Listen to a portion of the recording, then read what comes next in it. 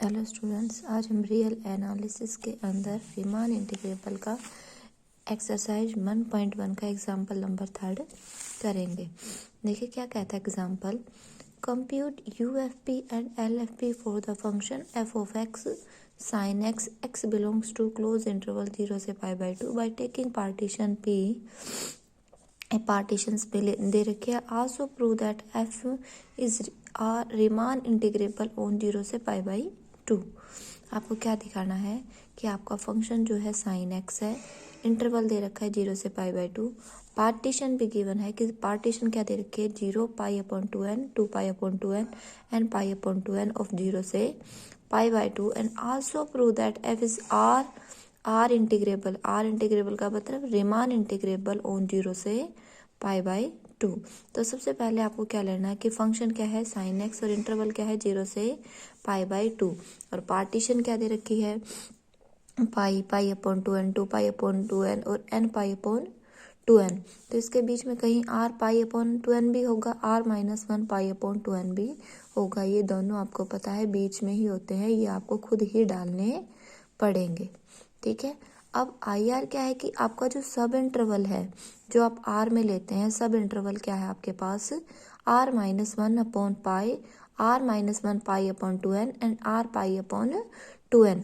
तो ये जो आपका सब इंटरवल है, ये आपका सब इंटरवल है। R आपका कहाँ से कहाँ तक वेरीज करता है, 1 से लेकर n तक R आपका वेरीज करता है। कैपिटल MR क्या होता है, list upper bound of f on IR, list upper bound होता है।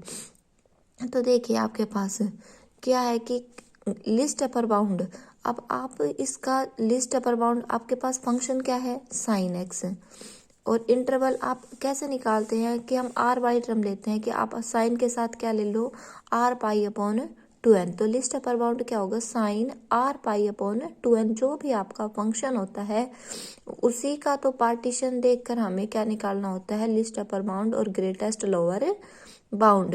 तो आपका कैपिटल जो MR है वो लिस्ट अपर बाउंड होता है किसका IR का। IR आपके पास ये है और फंक्शन क्या है आपके पास साइन एक्स। तो आपके पास लिस्ट अपर बाउंड क्या हो जाएगा साइन r π/2n और MR क्या होगा greatest lower bound of f on IR कि इसका ग्रेटेस्ट लोअर बाउंड और ग्रेटेस्ट लोअर बाउंड ये होगा आपके पास sine r -1 π/2n। Del R क्या होती है लेंथ होती है आर की, आर्थ सब इंटरवल की इनकी लेंथ होती है। लेंथ कैसे निकालोगे कि आपका इंटरवल क्या है, आपका इंटरवल है ये कौन सा r -1 π/2n और r π/2n। तो लेंथ क्या होगी r π/2n minus r -1 π/2n।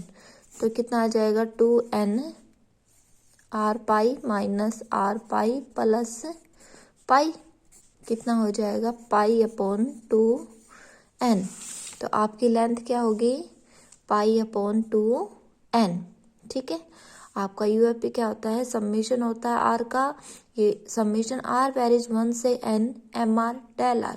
तो आपके पास हो जाएगा समेशन R वेरीज 1 से n साइन MR निकाल लिया रखा हमने साइन r π/2n π/2n। यहाँ से π/2n बाहर लोगे तो देन समेशन r वेरीज 1 से n साइन r π/2n। अब आपका r वेरीज करेगा, जैसे आप r की जगह 1 रखोगे, फिर 2 रखोगे, फिर 3 रखोगे, फिर कहाँ तक nth तक। तो 1 रखोगे तो आपके पास आएगा sine π/2n plus sine 2π/2n plus sine 3π/2n dot dot dot sine n π/2n।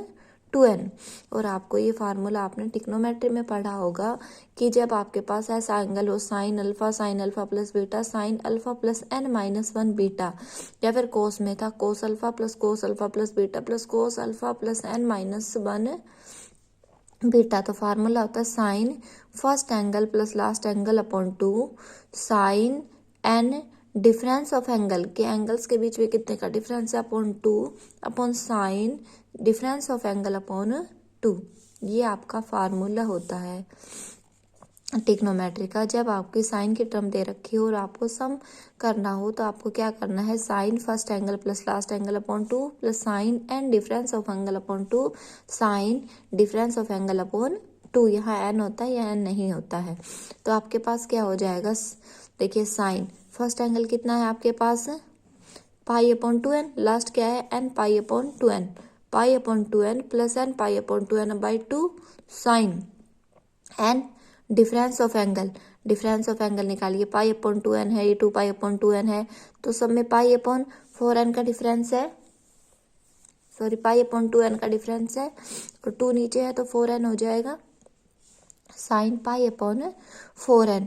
तो आपके पास क्या हो जाएगा, पाई अपॉन 2n बार साइन, आपने यहाँ से पाई को कॉमन लिया, साइन पाई बाई एन से एन कैंसिल हो गया, साइन पाई अपॉन 2n। यहाँ से देखिए ये क्या हो गया है फार्मूला आपके पास, साइन ए प्लस बी, खोलिए इसको, साइन पाई बाई 4 की वैल्यू रख दी है हमने 1/√2, ठीक है, ये साइन इसकी वैल्यू है, ये हमने आगे रख दी है, और ये फार्मूला खोलिए आप, साइन ए प्लस बी क्या होता है, sine A cos B plus cos A sine B, sine A cos B plus cos A sine B upon sine pi upon 2n।